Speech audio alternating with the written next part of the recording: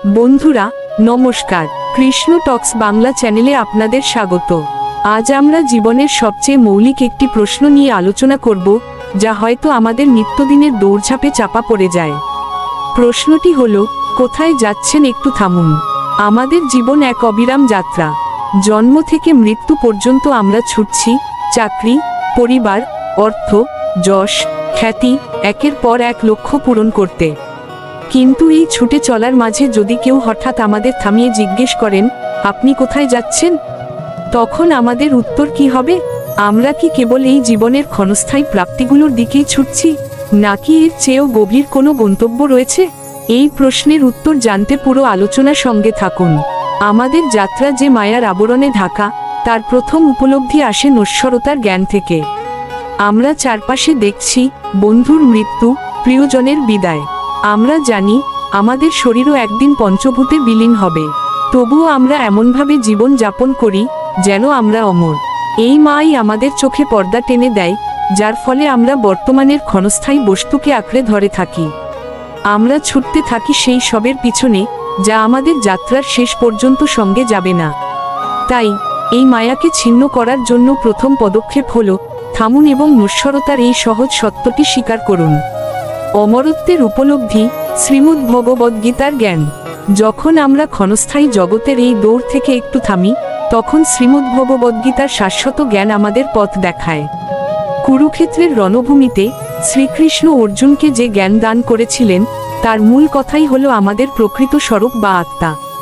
গীতার দ্বিতীয় অধ্যায়, যার নাম সাংখ্যযোগ, সেখানে শ্রীকৃষ্ণ বলছেন, আমরা কেবল এই দেহ নই। তিনি বলেন, ন জায়তে মৃয়তে বা কদাচিন, নায়ং ভূতা ভবিতা বা ন ভুয়ায়, অজ নিত্য শাশ্বতহং পুরানো, ন হন্যতে হন্যমানে শরীরে।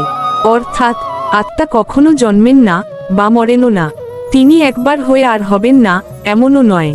আত্মা জনরহিত, নিত্য, শাশ্বত এবং পুরাতন। শরীর নিহত হলেও তিনি নিহত হন না। আমরা এখানে শ্লোকের ভাবার্থকেই গুরুত্ব দিচ্ছি। এর অর্থ হলো, আমাদের যাত্রা কেবল এই দেহের জন্ম থেকে মৃত্যু পর্যন্ত নয়।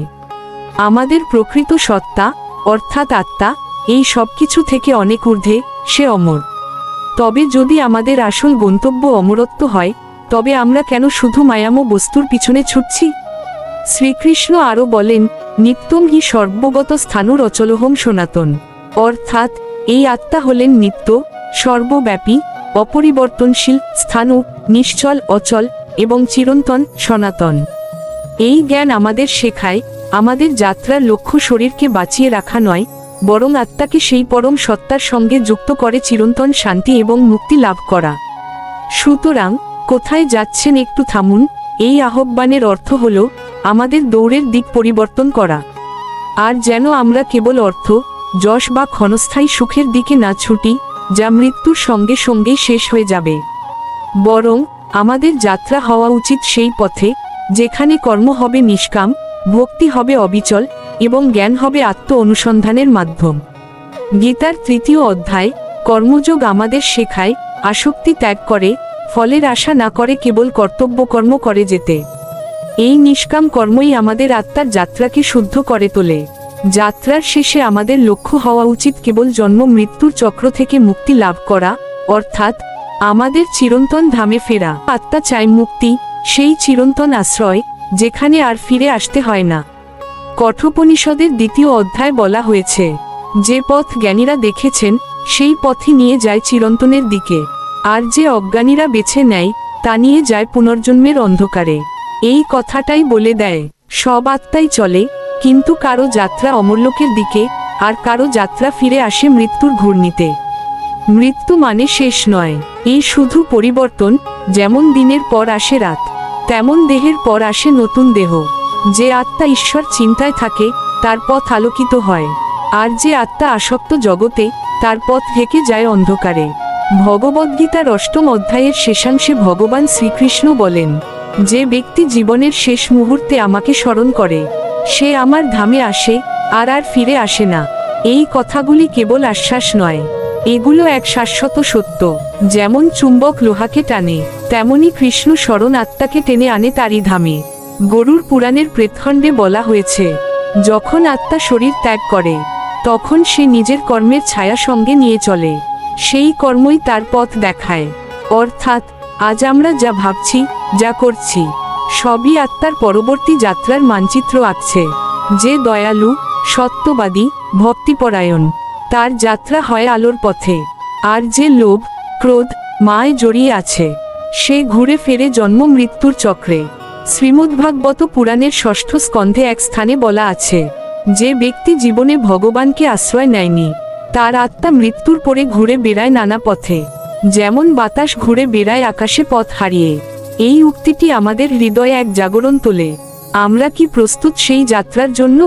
আমাদের মন কি শান্ত? আমাদের কর্ম কি নির্মল?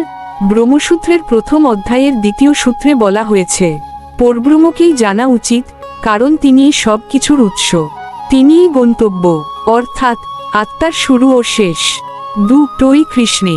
আমরা আসি তার কাছ থেকে, আর ফিরি তার কাছেই। মুন্ডক উপনিষদের দ্বিতীয় মুন্ডকে এক মণিমুগ্ধকর শ্লোক আছে, যে আত্মাকে জানে, সে পেরিয়ে যায় মরণ, অন্যরা থাকে বারংবার জন্মের চক্রে। এই জ্ঞানটাই মুক্তির চাবিকাঠি। কারণ মৃত্যু কখনো ভয় নয়, ভয় হলো সেই অজ্ঞান যা আত্মাকে ভুল পথে চালায়। ভগবান শ্রীকৃষ্ণ গীতার ষষ্ঠ অধ্যায় বলেন, যে ব্যক্তি যোগের দ্বারা চিত্ত সংযত করে, সে সুখে দুঃখে স্থির থাকে এবং শেষমেশ আমাকে লাভ করে। এই শ্লোকের ভাবনা আমাদের বলে, জীবনের প্রতিটি পরিস্থিতিই এক পরীক্ষা, যেখানে আত্মা শিখছে কিভাবে ভগবানে স্থির হতে হয়। একবার ভাবুন তো, আমরা যখন রাত্রে ঘুমিয়ে পড়ি, তখন শরীর থাকে, কিন্তু আত্মা স্বপ্নে ভ্রমণ করে। মৃত্যু ঠিক তেমনি, এ দেহ নিস্তব্ধ, কিন্তু আত্মা যাত্রা করে অন্য জগতে। প্রশ্ন হলো, সে কোন জগতে যাবে? যে কৃষ্ণস্মরণে জীবন কাটিয়েছে, তার আত্মা ঊর্ধ্বপথে যায়, দিব্য আলোকের ধামে। আর যে ভোগে মগ্ন ছিল, সে আবার ফিরে আসে সংসারের ঘূর্ণিতে। তাই আজ আমি বলবো, একটু থামুন। কোথায় যাচ্ছেন? আপনার আত্মা কি কৃষ্ণের দিকে যাচ্ছে, নাকি মায়ার জালে ফিরে যাচ্ছে? জীবনের প্রতিদিনই এক সুযোগ, একটি নাম স্মরণ, একটি সেবা, একটি জপই পারে আত্মার দিক পরিবর্তন করে দিতে। এই জন্যই উপনিষদে বলা হয়েছে, যে ঈশ্বরকে জানে, সে মৃত্যুকে জয় করে। তাই আসুন, এই মুহূর্ত থেকে আমাদের জীবন হোক ভগবান শ্রীকৃষ্ণের প্রেম ও স্মরণে ভরা, যেন মৃত্যুর সময় আমরা ভয় না পাই, বরং হাসিমুখে বলি, হে কৃষ্ণ, তোমার চরণে ফিরছি আমি। কঠোপনিষদের দ্বিতীয় অধ্যায় বলা হয়েছে, যে পথ জ্ঞানীরা দেখেছেন, সেই পথই নিয়ে যায় চিরন্তনের দিকে, তো অজ্ঞানীরা বেছে নেয়, তা নিয়ে যায় পুনর্জন্মের অন্ধকারে। এই কথাটাই বলে দেয়, সব আত্মাই চলে, কিন্তু কারো যাত্রা অমরলোকের দিকে, আর কারো যাত্রা ফিরে আসে মৃত্যুর ঘূর্ণিতে। মৃত্যু মানে শেষ নয়, এই শুধু পরিবর্তন। যেমন দিনের পর আসে রাত, তেমন দেহের পর আসে নতুন দেহ। যে আত্মা ঈশ্বর চিন্তায় থাকে, তার পথ আলোকিত হয়, আর যে আত্মা আসক্ত জগতে, তার পথ ঢেকে যায় অন্ধকারে। ভগবদ্গীতার অষ্টম অধ্যায়ের শেষাংশে ভগবান শ্রীকৃষ্ণ বলেন, যে ব্যক্তি জীবনের শেষ মুহূর্তে আমাকে স্মরণ করে, সে আমার ধামে আসে, আর ফিরে আসে না। এই কথাগুলি কেবল আশ্বাস নয়, এগুলো এক শাশ্বত সত্য। বন্ধুরা, আশা করি আজকের এই আলোচনা আপনাদের চলার পথে একবার থমকে নিজেদের প্রকৃত গন্তব্য নিয়ে ভাবতে সাহায্য করবে। আপনি কোথায় যাচ্ছেন, তা যদি আত্মার মুক্তি হয়ে থাকে, তবে আজ থেকেই আপনার চলার পথ পরিবর্তন করুন। এই গভীর ভাবনার সঙ্গে আপনার মন যদি যুক্ত হতে পারে, তবে ভিডিওটি লাইক করুন, আপনার মূল্যবান মতামত কমেন্ট করে জানান। আধ্যাত্মিক যাত্রার এমন আরও শাশ্বত জ্ঞান লাভ করার জন্য আমাদের কৃষ্ণ টক্স বাংলা চ্যানেলটি অবশ্যই সাবস্ক্রাইব করে পাশে থাকুন। আমরা আসছি পুনরায় অন্য কোন গভীর আলোচনা নিয়ে। সঙ্গে থাকার জন্য ধন্যবাদ। হরে কৃষ্ণ।